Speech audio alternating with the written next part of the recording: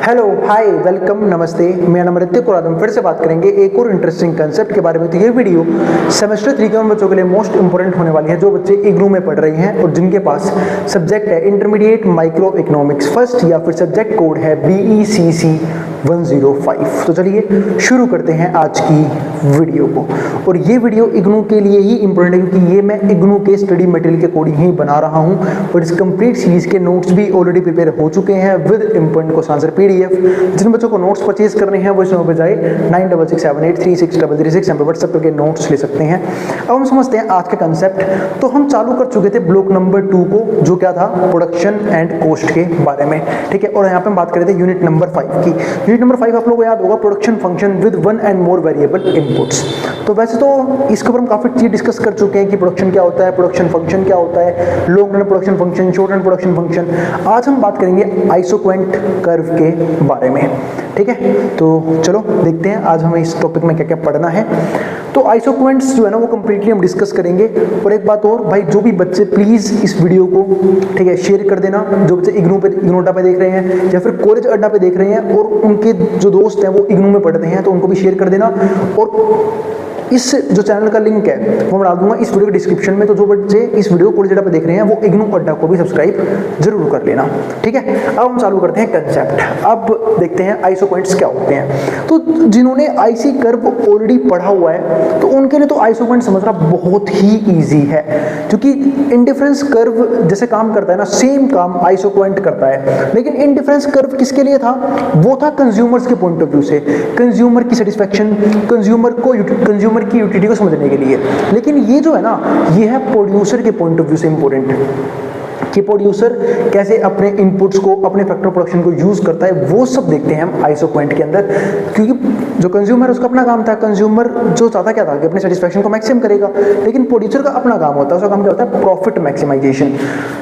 तो चलो देखते हैं आइसोक्वेंट को। तो it is the locus of all possible input. तो ये कर्व है जिसमें सारे इनपुट्स नजर आते हैं, input combinations which are capable of producing the same level of output, जो same level of output generate कर सकते हैं।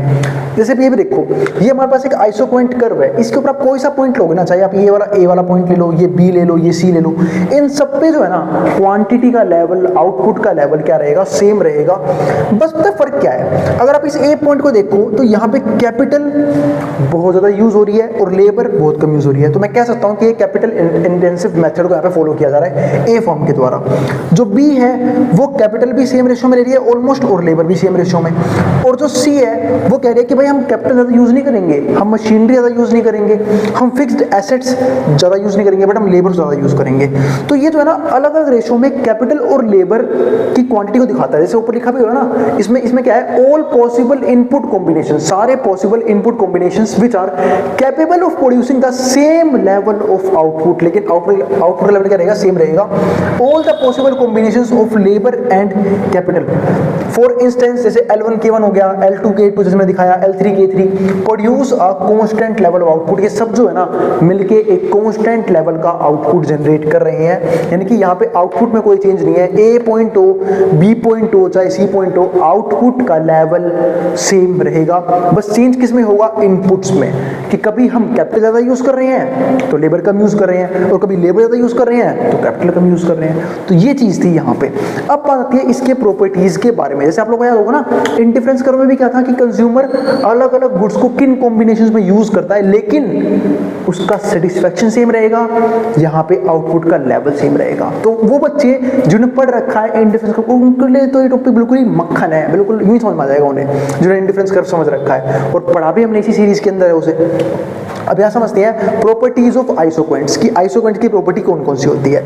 तो जो पहला पॉइंट आता है वो क्या आता है, आइसोक्वेंट आर नेगेटिवली स्लोप। ये नेगेटिवली स्लोप है, ठीक है। इस बात का मतलब ये है कि अगर आप कभी भी किसी एक की क्वांटिटी को इंक्रीज करते हो तो आपको दूसरी क्वांटिटी डिक्रीज करनी पड़ेगी। इसके आपको एक चीज समझाता हूं, ये चीज पढ़ो, marginal rate of technical substitution. इसका मतलब क्या है, तो it is the rate at which one factor can be substituted. ये वो रेट है जिसके अंदर हम एक फैक्टर को सब्स्टिट्यूट करते हैं किसी दूसरे दूसरे से for another along an isoquant, along an isoquant output remain constant, लेकिन जो आइसोक्वेंट का आउटपुट है वो क्या रहेगा, सेम रहेगा। तो इसलिए जो MRTS है ना, यानी कि marginal rate of technical substitution, वो क्या होगा, MPL डिवाइड बाय MPK, क्योंकि रेशियो दिखाता है कि हम लेबर को कैपिटल से किस लेवल पे किस रेशियो में सब्स्टिट्यूट कर रहे हैं। यहाँ पे वही तो हुआ था कि जो प्रॉपर्टी क्या थी कि नेगेटिव स्लोप है, क्योंकि अब देखो जैसे कंज्यूमर का बजट सेम रहता है अपने कंजप्शन को लेके, ऐसे ही प्रोड्यूसर का बजट भी सेम रहता है अपनी प्रोडक्शन को लेके, है ना। यहाँ पे मान लेते हैं कि भाई उसके पास भी बजट लिमिटेड ही है, प्रोड्यूसर के पास अनलिमिटेड तो है नहीं, तो अगर वो लेबर को बढ़ाना चाह रहा है तो उसे कैपिटल कम करनी पड़ेगी। अगर कैपिटल यानी कि फिक्स एसेट ज्यादा बढ़ा रहा है तो उसे लेबर कम करने पड़ेंगे, क्योंकि कॉस्ट तो उसके दोनों में आएगी और उसके पास लिमिटेड बजट है। तो वही चीज यहाँ पे है कि अगर कैपिटल यहाँ यूज कर रहा हूँ, इतना यूज कर रहा हूँ, तो लेबर इतनी यूज कर रहा हूँ, सिर्फ कैपिटल को कम किया, लेबर को बढ़ा दिया, कैपिटल को और कम किया, लेबर को ज्यादा बढ़ा लिया। तो वही चीज यहाँ पे, इसकी वजह से हम क्या बोलते हैं, आइसोक्वेंट आर नेगेटिवली स्लोप।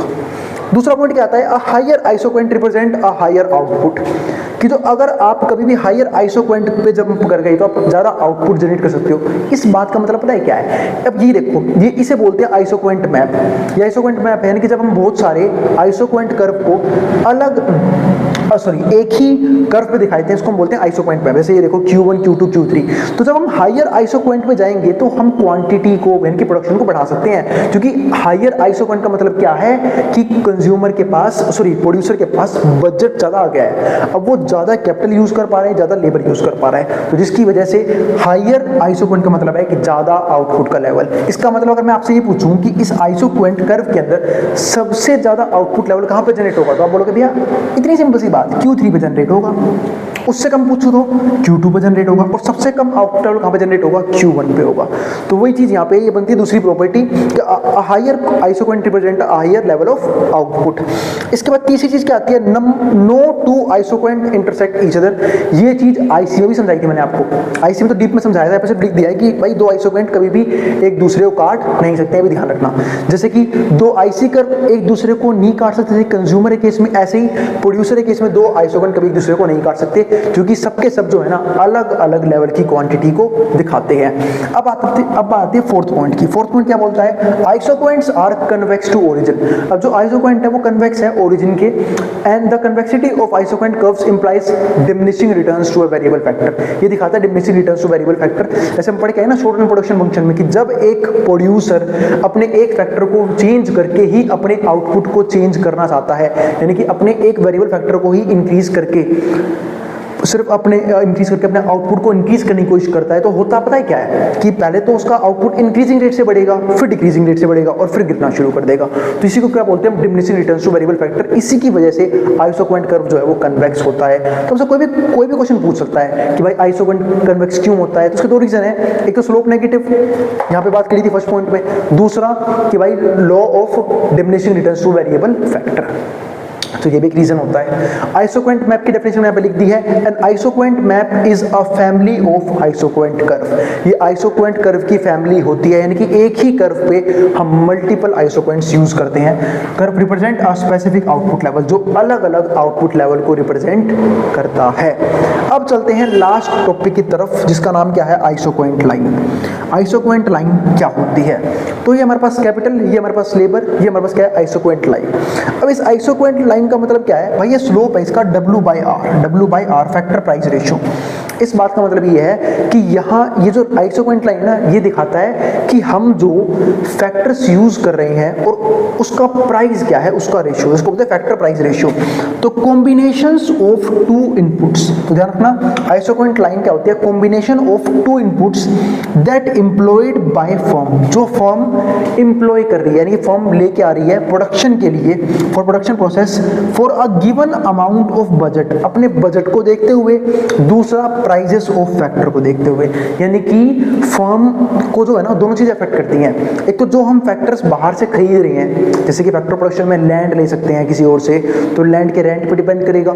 हम सब देखते हैं कि बिजनेस के अंदर भी रेंट हमें पे करना पड़ता है, तो रेंट के हिसाब से हम बिजनेस करते हैं। रेंट हो गया, कैपिटल लिया है तो उस पर इंटरेस्ट कितना लग रहा है, लेबर ले रहे हैं उस पर वेजेस कितना देना पड़ेगा, ठीक है, और बाकी तो फिर प्रॉफिट बचता है, वो तो एंटरप्रेन्योर का होता है, ठीक है। तो वो चीज हो गई। तो उसको बोलते हैं आइसोक्वेंट लाइन, कि भाई फैक्टर प्राइस रेशियो, कि हमारे पास बजट कितना है, दूसरा हमें जो फैक्टर हम बाहर से ले रहे हैं और हमें जो फैक्टर्स ऑफ प्रोडक्शन चाहिए यानी कि जो इनपुट चाहिए वो मार्केट में किस प्राइस लेवल पे अवेलेबल है, तो उसे हम शो करते हैं आइसोक्वेंट लाइन के अकॉर्डिंग। तो ये चीज हुई हमारी फाइनल डिस्कस कि आइसोक्वेंट कर्व क्या था।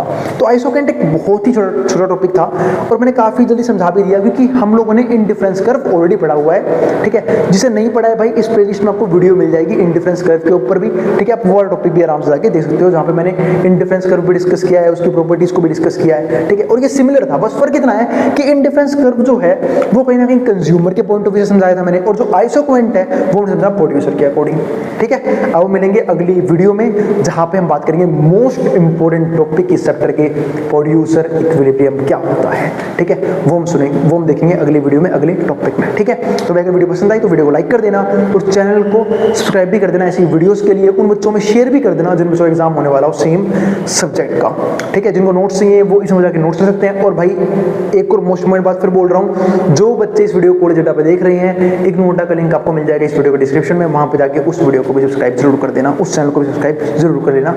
अब इसको जो उतार सकता है मैं बोर्ड के सामने से। अब मिलेंगे अगली वीडियो में जहां पे हम बात करेंगे नेक्स्ट टॉपिक के बारे में।